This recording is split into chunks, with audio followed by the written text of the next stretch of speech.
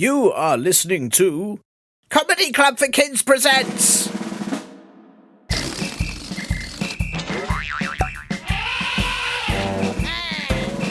Radio Nonsense, Radio Nonsense, Radio Nonsense, Radio Nonsense, Radio Nonsense. Hello and welcome to Radio Nonsense, the official Comedy Club for Kids podcast for all ages from 2 and everything in between. I'm Tiernan and, well, dear listeners, and also elk listeners, and also antelope listeners, a question has arrived this week that needs to be addressed. No, wait, sorry, it was addressed to me, so I think maybe it needs to be discussed.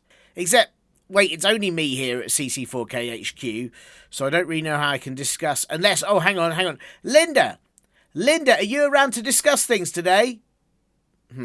No, just me then. So I can't discuss this. But what I can do is read it out and hopefully give some sort of answer. So it is time once again for... I'm going to read your emails, reviews and letters too. No snails, I said letters, not lettuce. Please don't eat, they aren't your food. No snail, I definitely said letters. Do they even look like a lettuce? They aren't even green. Please snails, go away from the letters. You're the most annoying snails I've ever seen. Snails.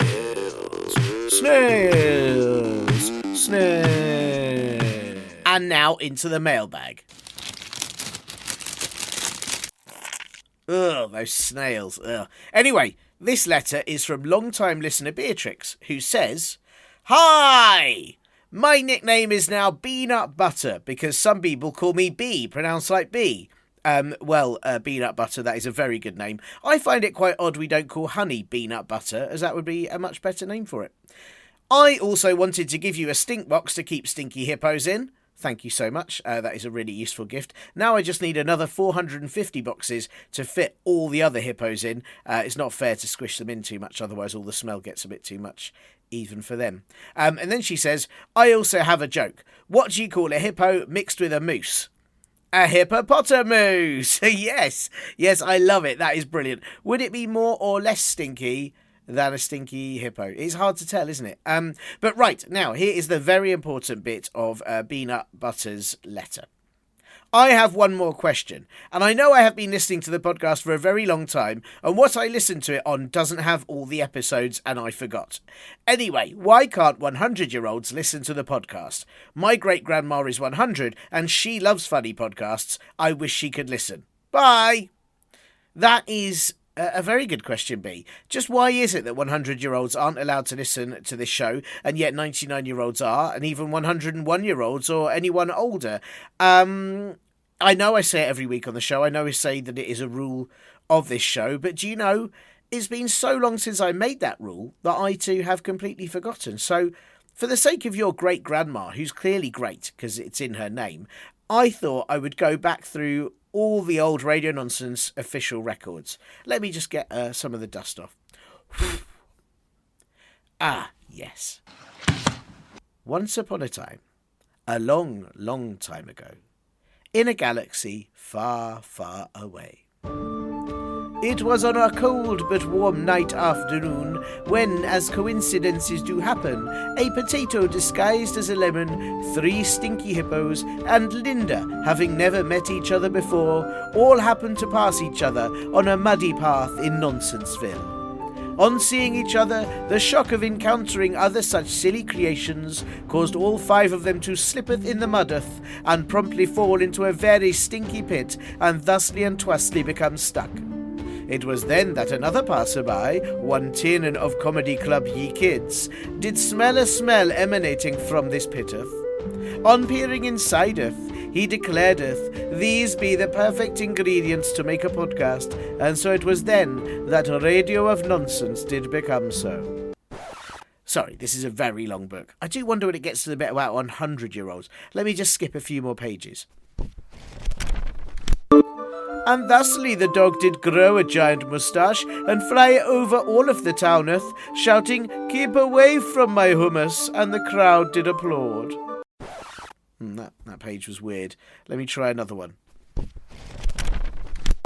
Pigeon, pigeon, pigeon, pigeon, pigeon, pigeon, pigeon, nostril. Nope, not that one. Oh, maybe this one.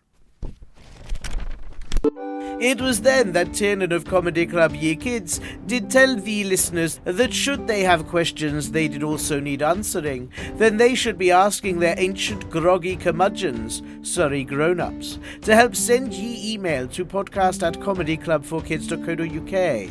But also, should they wish to send in a Christmas-related question for the Christmas special, then they shall do so before the 15th of December time. If the very same grown-ups wish to help Radio Nonsense be in existence, then they can sign us ye up to the advert-free Linda edition, which be liketh this version, but with no Linda, nay, nor adverts. And one day earlier shall it come out than most. It is for $2.99 of many currencies. They can be doing that via Apple Podcasts, Acast Plus, or the Patreoneth. And perhaps it was said you should also check comedyclubforkids.co.uk for shows that happen live, and you can get tickets for you can. And also comedyclubforkids.store, where they lurk garments for wear-a-thing.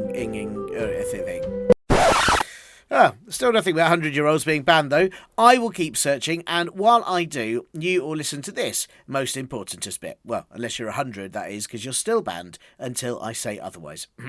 Medieval knights in these manuscripts are fighting snails. I am joined today by the amazing Catie Wilkins, aka Catie, who needs all her food to be slightly grapey, aka Lieutenant Cattles Wilkston of the One Shoe Size Too Small Brigade, and as all our Latin-speaking listeners know you, Avici Haec non sicut avarx. But of course, Catie, you are most famous for inventing food for toddlers that looks like it's already been dropped on the floor to save time, for your worldly research trying to find the world's most average marmot, and most famously for your charitable efforts to free potted plants and release them back into the wild. Catie, thanks so much for coming on the show. How are you doing? I'm doing really well. Thank you for getting my full introduction in, because a lot of people leave off the plant stuff. And that is some of my most important work. I think so, but it's quite controversial. I understand that some people have been quite angry that you free these potted plants. They say, I wanted my living room to look nice, and you threw my plant into the forest. They get quite upset about it. Yeah. I mean, the thing is, I think some people just aren't ready to hear the truth about what they're doing with these plants. And I think slowly we are making the change, and sometimes when I steal plants now, people do thank me afterwards and say that I was right. That's nice. That's really nice. They understood that actually their plant is happier in the wilderness. Yes. Not being looked after at all, just taking its chances. That's what the plant wanted. Yeah, can I, this might be a bit of a sensitive question, so I'm sorry if it is. How do you feel about, some people have accused you of not caring which plants go where, and I know there was some upset when you threw a lot of cacti into a sort of large playing field. Yes, I should have known that this would come up. I really would like to put this whole controversy to rest now. I think that the trouble is there's the pro pot plant lobby have got involved now, and unfortunately they have launched a campaign to try to discredit me, and unfortunately they've been getting quite a lot of traction just because it is very easy to get videos of people crying after I've been round, and obviously that never looks good. So that's been quite challenging. And I think the thing is with the cacti, mistakes were made, but ultimately it was only a few thousand cacti. So on the grand scheme of things, it really wasn't that bad.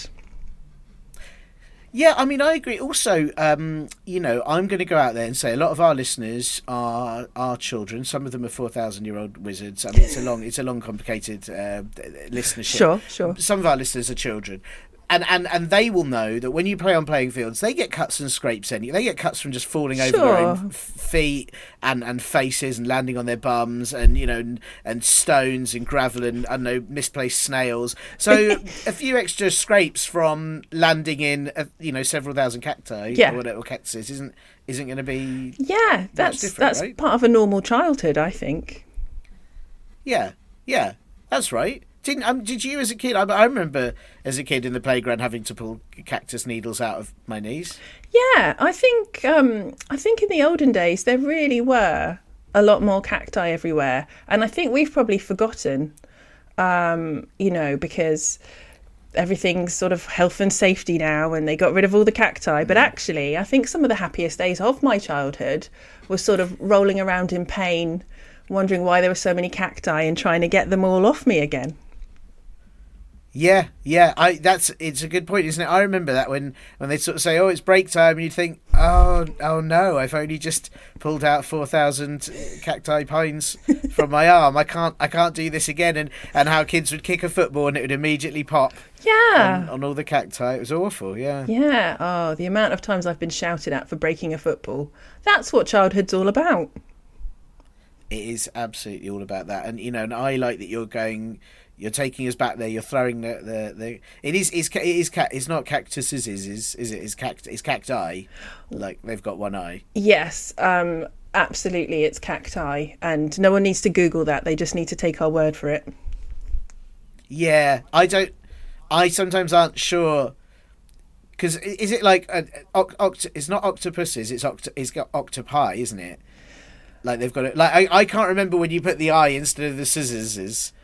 I think a good rule of thumb is if you fancy adding an eye, just add one. Right. So you could say like fish eye. Yeah, I've heard that. Yeah, oh, that's good. I like that. That's. I prefer that. I like the eye because it's more because I like sheep and sheeps. I mean, people say sheeps isn't a word, but it sounds like a word to me because I've said it, and that means. Yeah. I can say it as a word, but sheep eye definitely sounds like a word. Yeah, and it sounds like it would be like maybe those sheep are on quite an exciting film on a spaceship. And I want to hear more about the sheep eye, It's glamorous now. Oh, yeah. Yeah, so do you feel like the eye makes it almost like they're like some sort of technological, like, advanced sheep? Yeah, I think it feels like we're in a futuristic film. There are some sheep eye on a spaceship, and maybe they're going to be starting a farm on the moon. I don't know. I haven't written the film. Are you thinking about it? Because I would watch this. I am now, yeah. Yeah, sheep on the moon.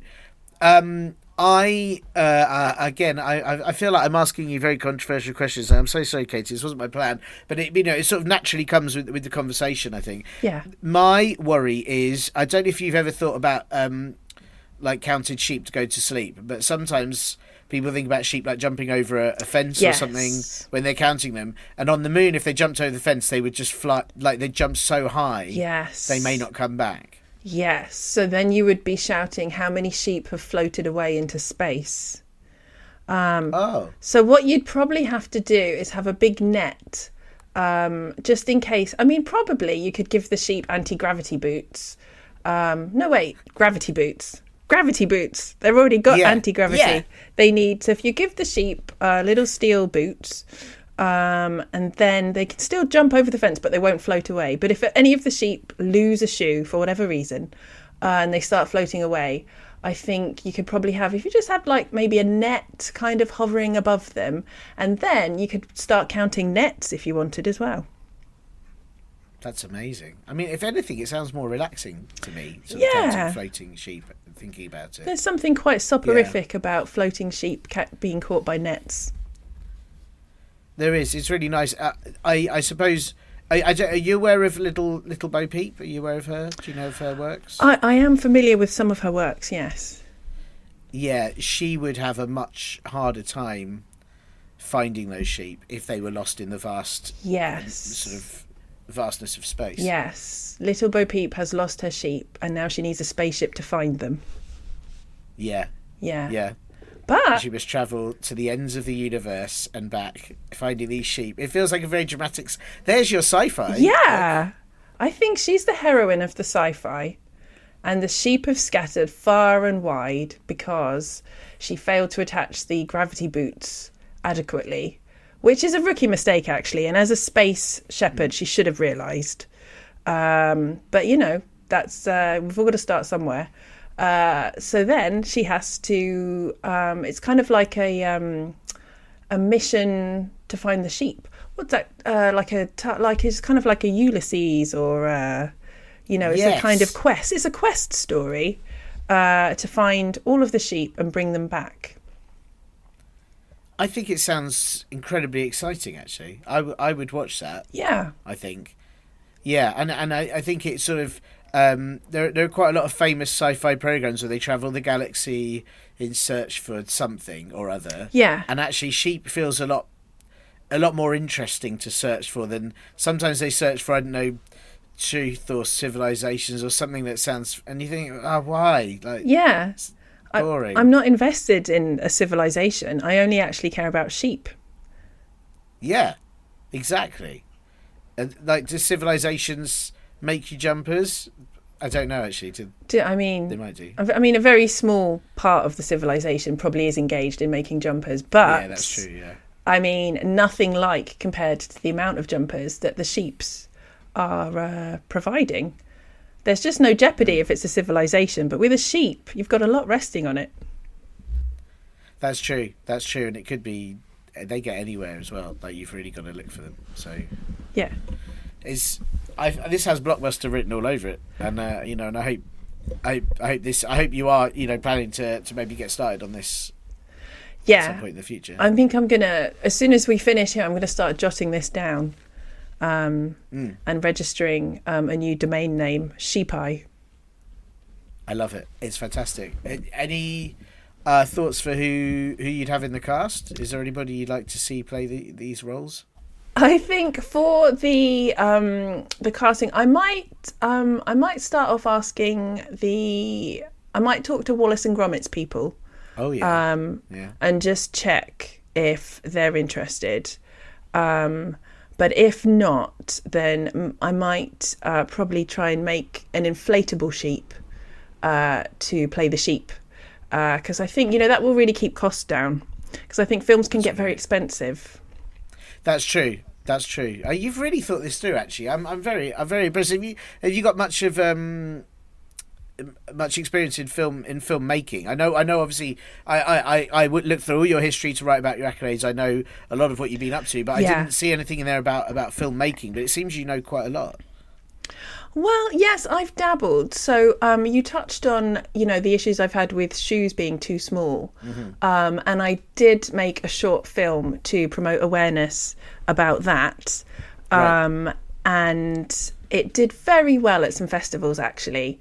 I think one review said, this is the most amazing 10 minutes I've ever seen watching somebody trying to get their shoes off, which I was very flattered by, actually. Yeah, that is an incredible review. That is an incredible review. Yeah. And so your film just focused on one particular person who was struggling. Yes, I felt like to really get the message across, I needed to choose something to focus on. And I think, you know, a film of me sort of, you know, crying and then trying to get my shoes off and then crying and saying, this really hurts. And then, you know, eventually kind of getting a ruler to try and kind of wedge down the heel. And you know, I just think it really encapsulated the struggle. And I mean, ironically, I didn't even know it was being filmed, but I do still think it made a great film. It sounds incredible. I applaud that you used a ruler as well, because I think, again, maybe I'm going a bit out there here, but shoehorns are the worst instrument, and I have tried to play one many times. And not only does it not help my shoes, it doesn't take my shoes off, but it also doesn't make a noise. Yeah. So rulers clearly are a better thing to use. Yeah, rulers for the win. I did eventually have to use some scissors to slightly widen the shoe. Wow. And that was when I really, that was a turning point in the struggle. And then I managed to really get some purchase and get those shoes. I really don't know how I got them on in the first place, to be honest. What size were they? Were they like just one size smaller or several or? So I thought that they were only one size too small, which would have been annoying. But it turns out that they were actually 6 sizes too small, and I just didn't notice. Wow. That's I think it's very confusing that children's feet sizes are the same numbers as adult feet sizes. Yeah. But they don't say. So my daughter is a size 8 children's shoe, but I am a size like 8.5, 9 adult shoe. But nowhere on her shoes or my shoes does it say adult or child. It just says size 8, size 9. So how do I know which one I'm meant to put on? It's very confusing, and actually that was one of the things I did want to try and highlight with the video, with the short film, was that is actually one of the things that really needs to change, because if I'm being tricked and confused by that, probably everybody is. I think you're right. I think everybody is, and I think that's why you see a lot of people walking around looking very uncomfortable. Yes. And I mean, sometimes they're looking uncomfortable because I'm grabbing their pot plants, but sometimes I think it is the shoes. Yeah, that is true. Sometimes it's the cat. It's because they're having to walk through a field of cactuses. Cactuses. Yeah. So there's other reasons, but I don't think we can rule out shoes for sure. No, well, you can. But you can get your foot out with a ruler. Hey. You can rule yourself out of shoes. Is that how it works? Yes. It is, and actually that's a very successful slogan. Which, as a side hustle, I have been selling rulers. Wow, are they shatterproof? Now I couldn't get the rights for shatterproof ones, so they are just explosion proof. Okay, well that's good. That's good. So they're not likely to. That is always my fear, is that you don't get the shatterproof rulers, and the next thing you know, they've shattered. Yeah, it's a tricky one. It is. It's very tricky. Well, listen, Catie, I appreciate you. You're very busy and you've got so much going on. I appreciate that you've had time to come on Radio Nonsense. I have got I say a question. It's actually several questions that I know that you're the person that can answer them. I know that. I think you are the expert that we need to answer them. But before I ask you them, I do have some admin questions. How do you feel about admin? Admin, it depends what mood I'm in. Sometimes it's fun, sometimes it's a necessary evil. Sometimes it's what you do instead of getting on with the work that you should be doing. Right. And sometimes it's the thing you never do, because actually it's just kind of more fun to watch telly, isn't it? Yeah. Should we just watch telly instead of do these admin? I am a big fan of watching telly. I mean, maybe if we do 5 minutes of admin and then 5 minutes of telly. Sure, that'd be fine. Yeah, that'd be. I think the listeners actually. Do you know what? Because a lot of people come on the show and they just talk, and they use their expertise and they talk, and I wonder if actually what the listeners really want to hear is two people watching telly and not talking at all. And probably we'd have to watch two different telly. We're not in the same place right now, so we'd have to watch. And that if anything would be even better, because one of us would be going what, and the other one would be laughing because we're watching such different shows. That could be quite an audio experience. Maybe this is there's a TV show for listeners who aren't in the UK. There is a TV show called Gogglebox, and you watch people watching telly, and then sometimes, I mean, I don't know if they ever had people watching telly, watching people watching telly, watching people watching telly. I don't know when it ends. No, it could go on forever. First of all, that needs to be a show. Yeah, Gogglebox. Gogglebox. And then second of all, the spin-off show will be this show that we're going to make with just the audio of two different people watching two different shows and maybe occasionally shouting to each other, "Shut up, I can't hear my show." That is engaging, and again, can you write that down next to sheep hide, because I think that's going to be the next big thing. We got to pitch this. Yeah, it's really exciting. Well, listen, we'll try and race through the admin so we can make sure there's TV time. We can experiment with our new show. We'll see how it works. I hope this admin isn't evil, and I hope we're not doing it to delay getting to the real work, which is, of course, the question. So, but I think it's necessary. Maybe it's a necessary evil. Oh, this is confusing. Okay, well, listen. I'll try the first one. The first one is simply that Katie, I'm sure you're aware, but this is an audio podcast. Most of our listeners do hear it with their ears, but some may listen with their bums, their elbows, their knees. We don't discriminate. However they want to listen, that's fine. And I just wondered if you had a favourite noise that you could either make for us or at the very least tell us about. Yes, I do. I do have a favourite noise, and it's. I mean, I don't know how to describe it, so I think I'll just make it for you, and I'll let you be the judge. Okay. But it's, you know, it means different things to different people, so I'm not quite sure how you're going to react. But here goes.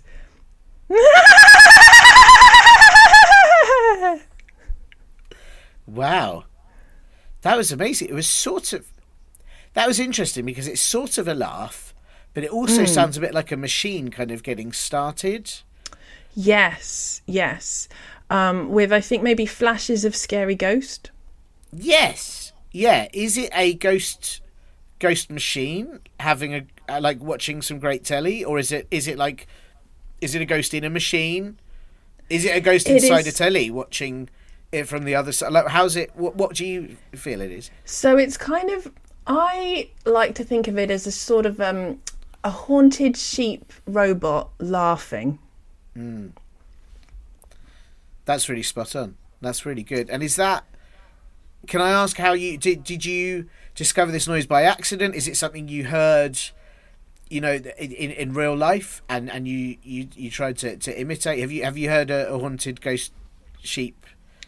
What was it? A haunted ghost robot sheep? A haunted ghost robot sheep laughing. Have you seen that before? Is that a zoo or something we can? No, I think you know, necessity is the mother of invention, and I think what the world needs is a haunted robotic sheep laughing. I just think, you know, like, no one's done that before.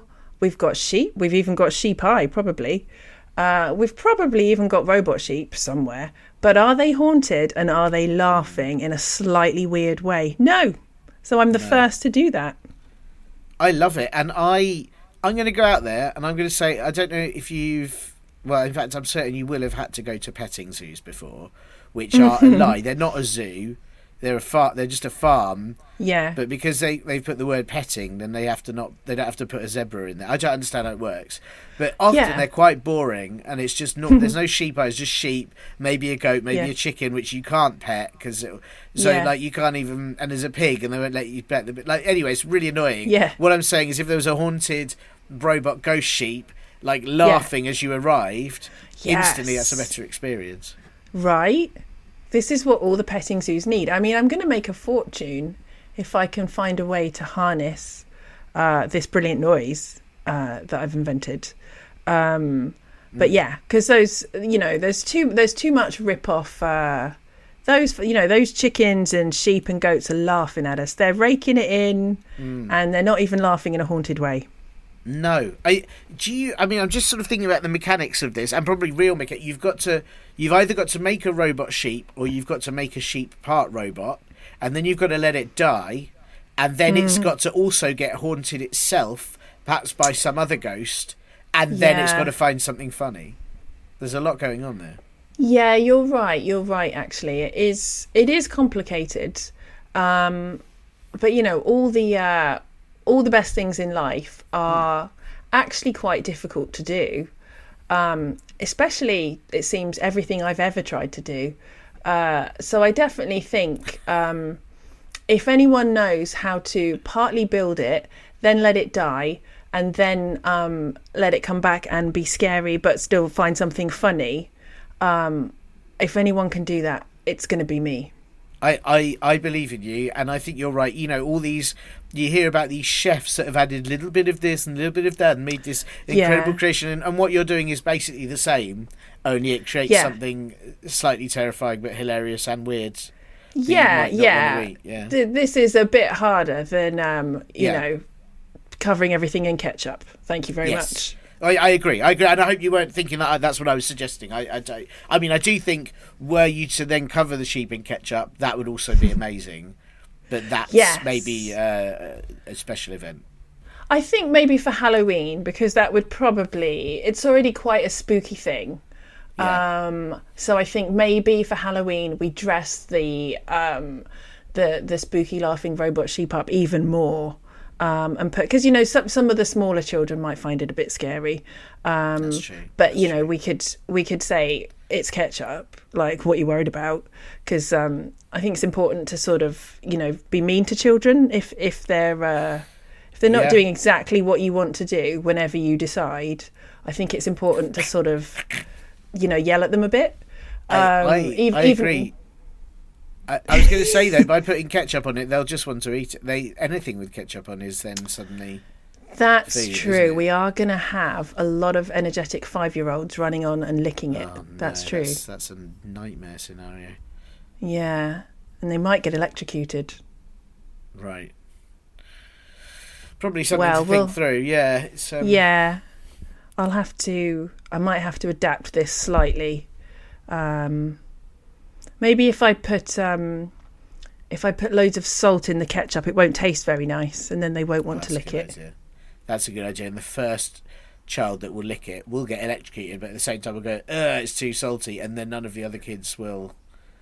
Yes, so we'll lose one, but the rest will be all right. Yeah, that's fair. This is a very sensible plan. I'm glad you've worked that through, actually, and I look forward to attending this petting zoo at some point and seeing that haunted robot ghost sheep laughing. Thank you. I appreciate that. Well, no, thank you. We've never had a noise like that on this show before, and I'm very excited for the listeners to hear it. It's very exciting. Well, that was one bit of admin. I'm afraid there's still one more bit. Have we cut into telly time now, or is this okay? Do you know what? I think actually this admin is it's been very productive, actually. Okay. So I think we can. It's quite fun as well, because there's something about covering everything in ketchup that makes me feel happy. Oh, good. Well, in which case, let's the next question, if you need to, it can be covered in ketchup. I hope. Okay. Good. But I was simply going to say that this show is it's suitable for people of all ages. In fact, any age you can imagine. I don't know if you're able to imagine an age. I mean, yeah. 99? Yeah, absolutely 99. Not 100, long story, but every other age except 100 this show is even minus ages, even imaginary ages, even sort of bronze ages. It's fine, not 100. Excellent. Again, really not allowed. But because of that, I just wanted to check if there are any rude words that you won't be saying on this show to make sure it stays family friendly. Yes, you will never catch me saying flirpy burp on this show. You certainly won't be hearing that again. Wow. Because that is the very rude noise that happens when somebody does a burp and a fart at the same time. Is that what it's called, a flirpy burp? Yes, and it's almost impossible, which is why it's such a rare swear word. It's very hard to do, and it is one of those things where I agree, and I'm very glad you wouldn't say flirpy burp on the show, because I would worry what would happen to us as a result of it. I think we'd get a lot of complaints. We'd probably get shut down as a podcast. However, there is a part of me that thinks being able to do a fart and a burp at the same time is almost a talent.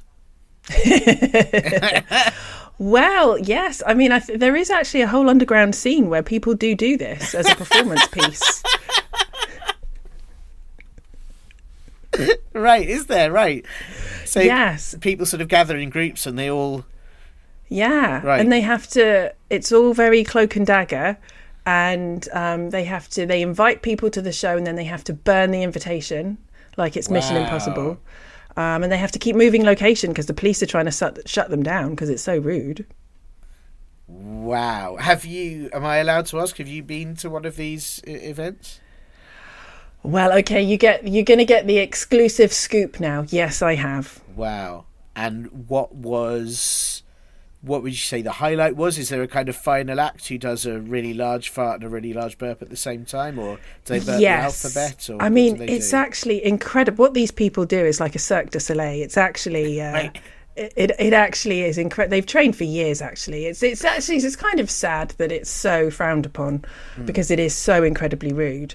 But they do. There's some that do a dance and then kind of punctuate it with the little flirpy burp.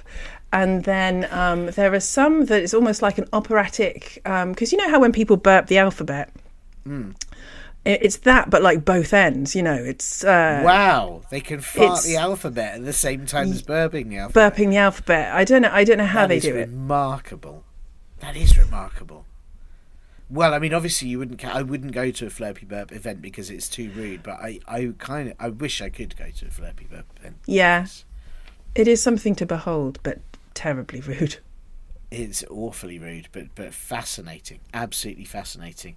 Wow. Well, thank you. I mean, we definitely won't say it on this show. Thank you for not saying Flirpy Burp. I definitely wouldn't dare say Flirpy Burp on this show. So no. Thank you very much. Yeah. Right. Catie, listen, I wonder if we need to save watching telly till the end because we have got 3 questions. Is that okay if we sort of launch into them? Yes. I'm not going to make you miss your favourite programmes. No, because what I'll do is I'll watch my favourite programmes instead of tidying my bedroom. So it's going to be fine. Wow. Yeah. You're such a brave. I have to say, you're one of the bravest people that we've ever spoken to on this podcast. I think it is inspiring talking to someone like you who can do such things, and I hope a lot of the listeners will think and maybe feel empowered to watch television instead of tidy their rooms after hearing you. Yes. Wow. Wow. You do. I've never had anyone make that statement before. It's really blown my mind. Well, listen. We've got these questions. These questions will be sent in by Cat, who, to give their full name, they've put cat emoji upside down smiley face. I don't know if that's their surname. I don't know if that's all part of the first name, or it's like an honorary. I don't know if it's like the kind of honours or degrees that they just really like cats. Yeah, also possible. But they've got the cat, and then they've got the upside down smiley face after the cat. So they like cats so much it turns them upside down, or do they like cats when they're upside down? Are they in Australia? Oh, are they an Australian cat? Yeah, because it says that they're from the United Kingdom. It doesn't specify where, so they probably roam. But the cat might be in Australia. Maybe the cat's Australian. That's why it's upside down. Yeah, that's a really good point, actually. Yeah, well, that's a very good point. That's fascinating. So, cat who likes Australian cats.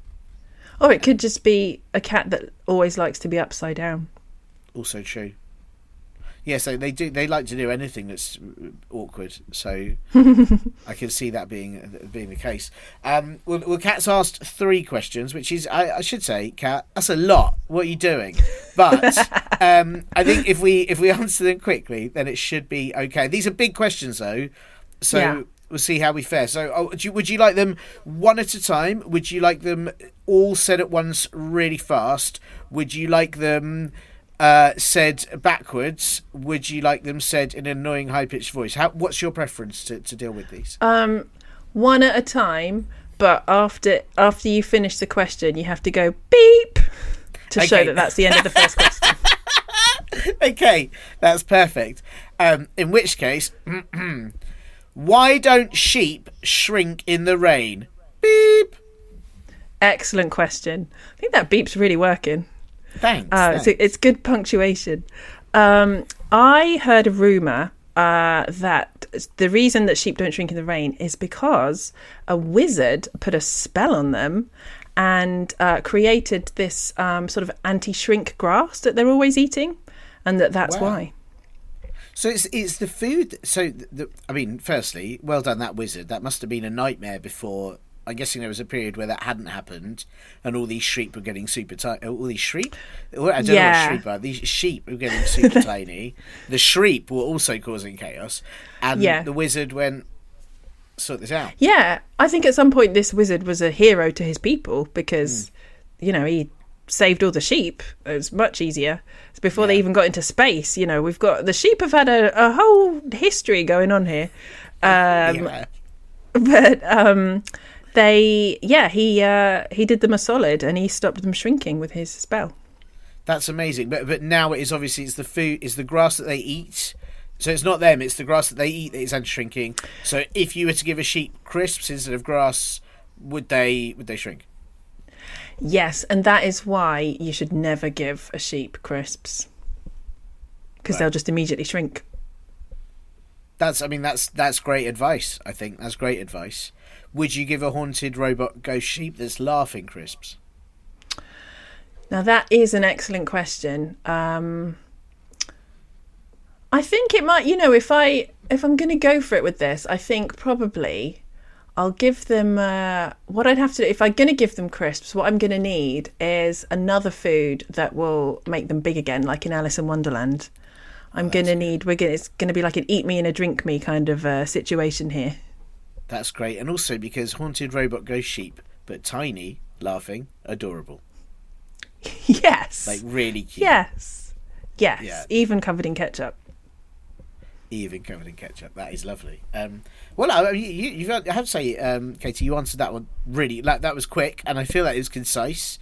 I sort of, there's probably other questions there's a bit of me would like to know what happened to all the millions of tiny sheep before this wizard appeared, but I mean, Kat hasn't asked that question. Kat has just asked why don't they shrink? That's true. Yeah. So I think are you happy to move on, or is there more that we need to know? I'm happy to move on, and we can always circle back.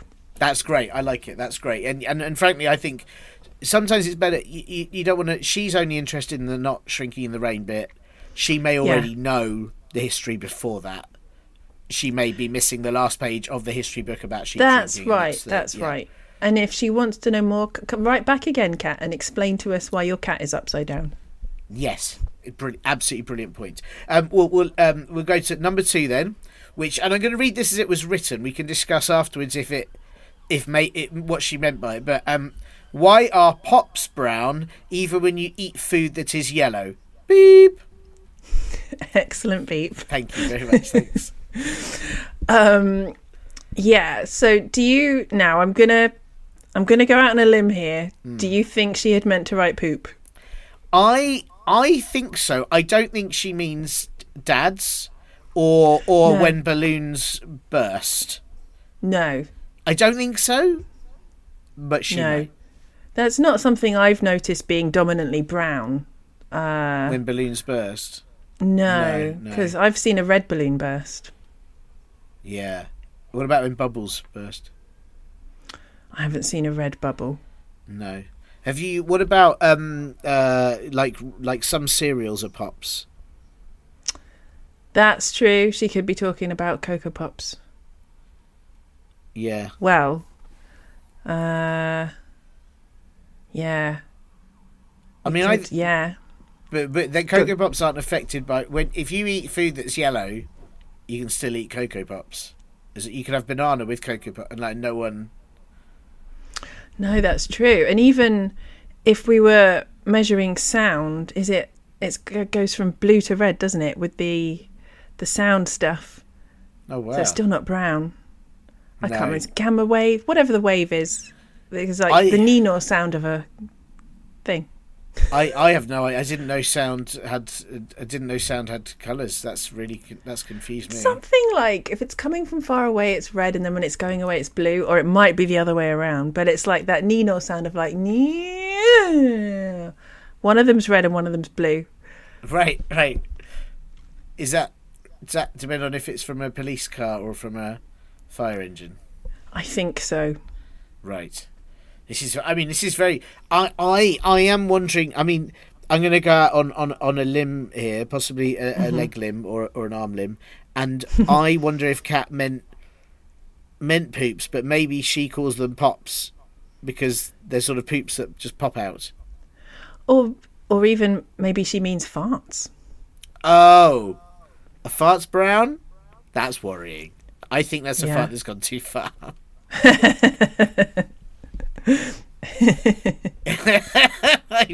I'm not sure. Not sure your fart pop should be brown. No.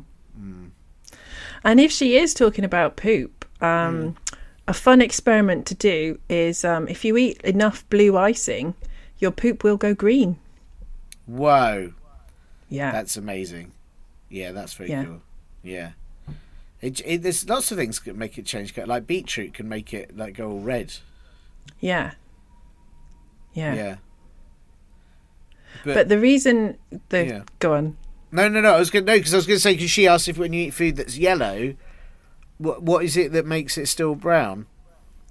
Well, so the thing is, now this is very scientific, so I hope that your listeners can keep up with this. But basically, it's exactly like paint. If you mix all the paint colours together, you get brown. Right. And that's what your tummy is, just like a giant paint dish with somebody mixing all the colours together. And that's science. That's right. I just wonder if I should put in a disclaimer to listeners that you shouldn't poop onto kind of painting canvases, because that's disgusting. Yes, it's probably worth saying. It's always worth reiterating that. Yeah. I think just to make sure no one sends in their pictures they've made. I don't want to see it. That's disgusting. Don't do that. That's horrid. Yeah. Yeah. Not again. No, not again. No, absolutely not again. Well, okay, sure. That was a horrid question. Thanks for that, Kat. Well, last one then. Okay. And this is, again, it's a very thoughtful question. Why do nits live in hair? Boop. Thank you. That is a great question. And I do know, it's very lucky actually, because not everybody does know this, but I know this. What happened was the nits were late to the meeting where all the animals were deciding on habitats and where they were going to live. And so by the time they arrived, there was only two options left. One was hair and the other one was toenails. And so they chose hair. Wow. Did anyone have to go for toenail? Was there like a last in line, or?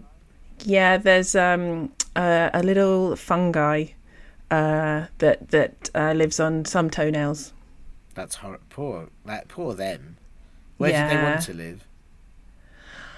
I think they wanted to live on the beach, actually. It's a sad story. That's really heartbreaking. Really heartbreaking, actually. And there's no sort of house swap schemes or like, do they go to any holiday homes or anything, you know?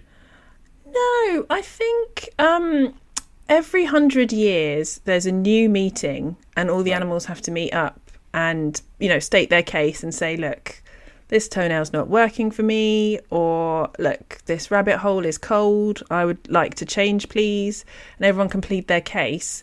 But unfortunately, every time this meeting has occurred, the nits have been late again.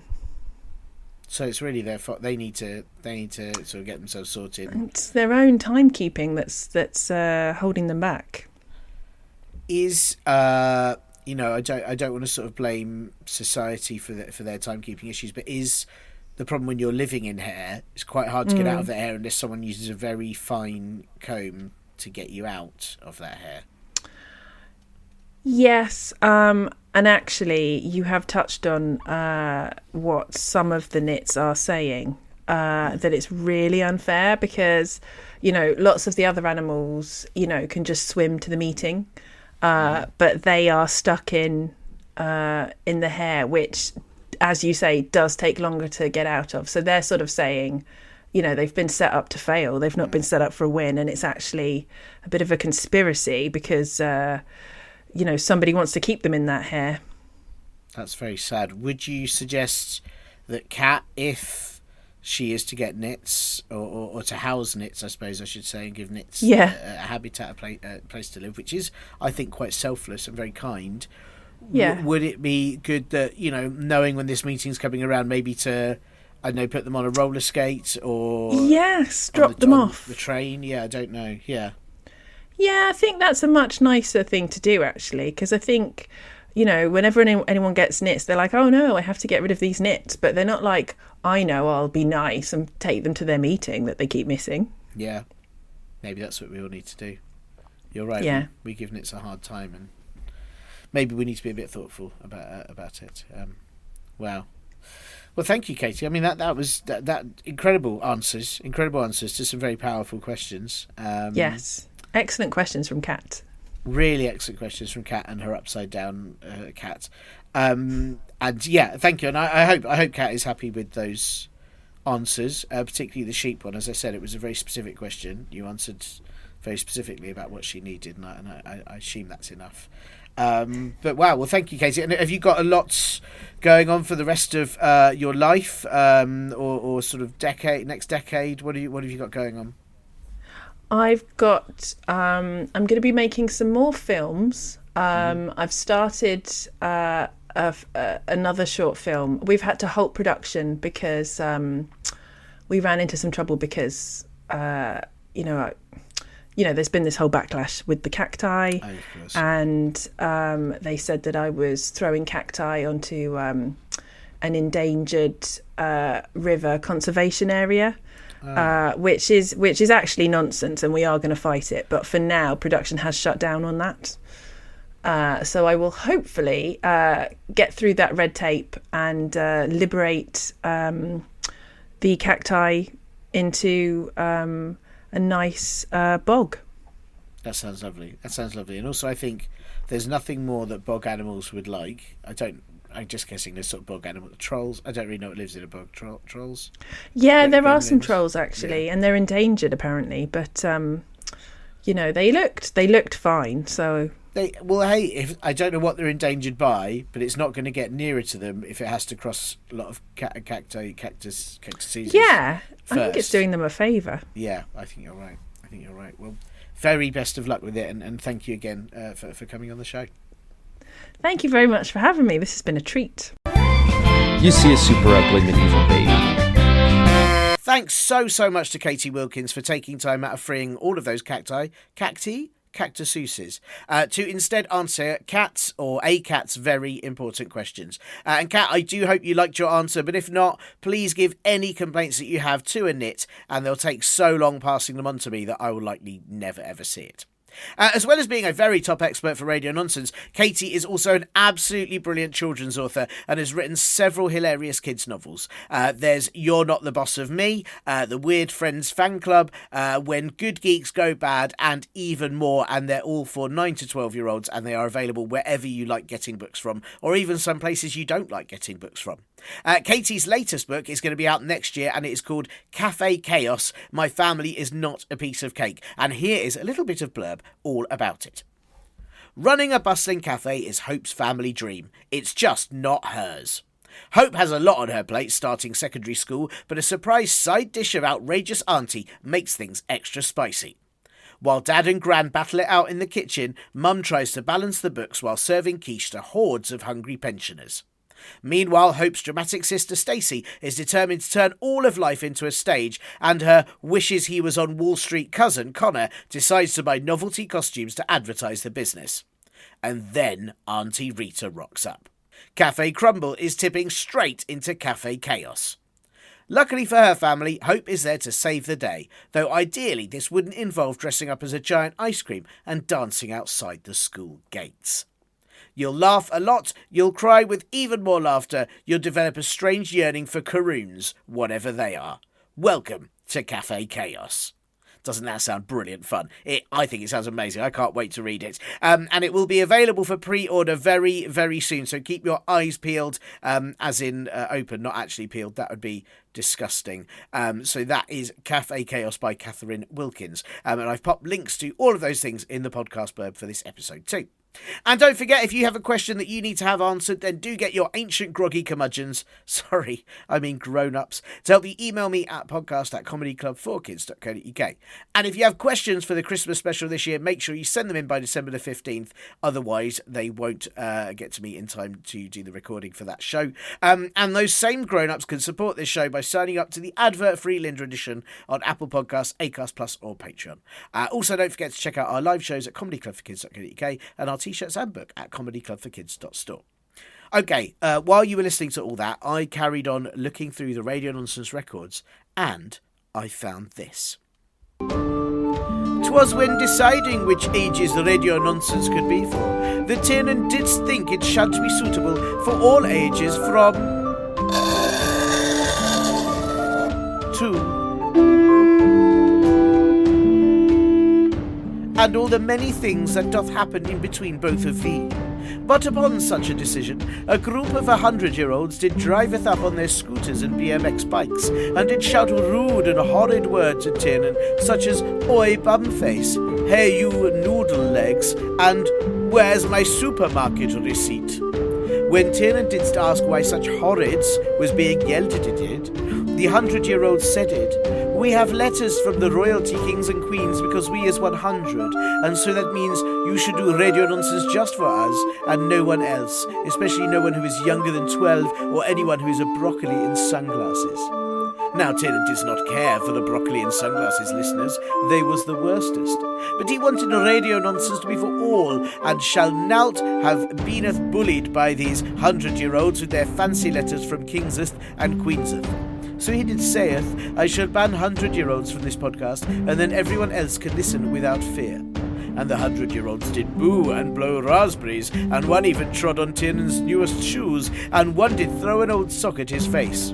Well, this is war, which we know about because we are 100, and so have been in loads of those, and even started some ourselves, they did say, and then they rode away. And thus was thus, and this is this, and this was thus, and this was this, and this and thus, and that was this. So there you go, the real history behind that rule. And frankly, if those 100-year-olds just behave themselves a little bit like 99-year-olds or 101-year-olds do, because 101-year-olds, I don't know if you know, is very good at sitting on the carpet and listening. You just ask anyone, they always get gold stars.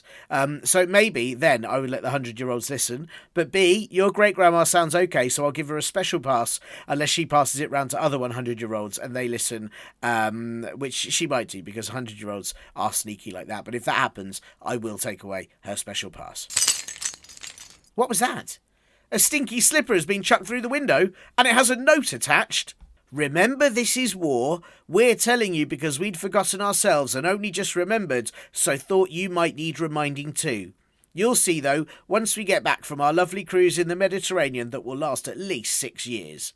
Oh, well, by that time there'll be 106 so they can listen to the podcast, so a war seems a bit silly, like it always does. Oh, such pests. Anyway, I hope you're all satisfied with that, and I think the rule is actually very fair. So all that's left for me to say is... And it was then that the Tiernan of the Comedy Club, ye kids, did say the podcast hadeth finished, and so it was only just that it was said that it was yelled that... Bye! You have been listening to... Comedy Club for Kids presents...